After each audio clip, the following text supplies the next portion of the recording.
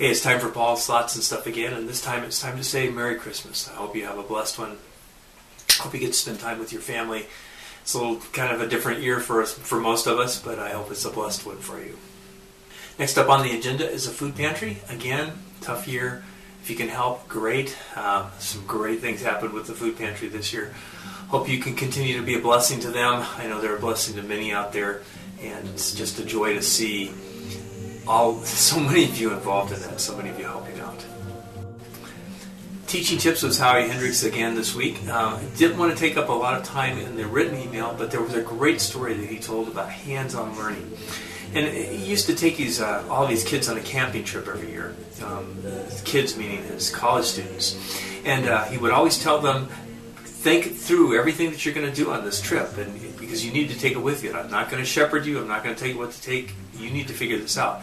And one thing above all else, be sure to tie your stuff down the bottom of the canoe, because if it tips over, you want everything falling out onto the bottom. Well, as you can imagine, in most trips, everything fell on the bottom for at least one of the boatloads of people. And the other interesting thing was the thing about pancakes. You know, when you go camping, one of the things that you want to do is take a spatula with you, because he told some pretty funny stories about watching young college students trying to flip a pancake with a couple of twigs, and most of the time watching it wind up in the fire.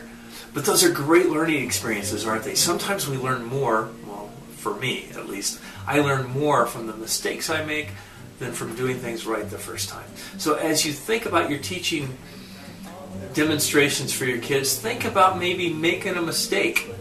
And it might be a great opportunity for that child and for the other children in there to learn as you make that mistake in front of them. It's a new year. We've got a new year of classes coming up. We're going to continue with the Way of the Master. If you haven't taken that class, I strongly encourage you to take the class. It's a great way to learn how to present the gospel to folks in a way that's non-threatening, that's very easy for you, and very effective. We'll also be offering some of the classes that we've offered in the past. We're going to offer the Truth Project again. I'm going to offer Teaching to Change Lives, the Howie Hendricks thing, so you can take a nice 6-week class and get that entire book under your belt and understand that a little better.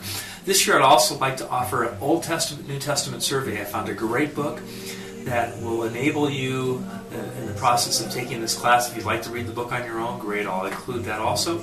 But it's a great opportunity and skills to get the content, the major content of the Old and the New Testament in a very efficient and quick way. So I hope you take some time, look at some of the offerings in this week's newsletter to you that's in your mail, and take the opportunity to take some of those classes, sharpen the saw, get some of those gifts that God is giving you and expand upon them. It has been a tough year. I hope you continue to pray for your fellow servants and the volunteers in the children's ministry. A lot of them are going through a really tough time. It's been a great year. We've seen a lot of kids come to know the Lord. We've had a lot more servants join us. We're always looking for more. If you think of somebody who would be a good fit, who would be blessed serving alongside of you or in another area of the children's ministry, please pass that along. I think it's a great opportunity for them to serve. It's a fun way to serve. Getting to be loved on by the kids during the service is pretty awesome. So if you could keep that in your prayers also, I would sincerely appreciate it.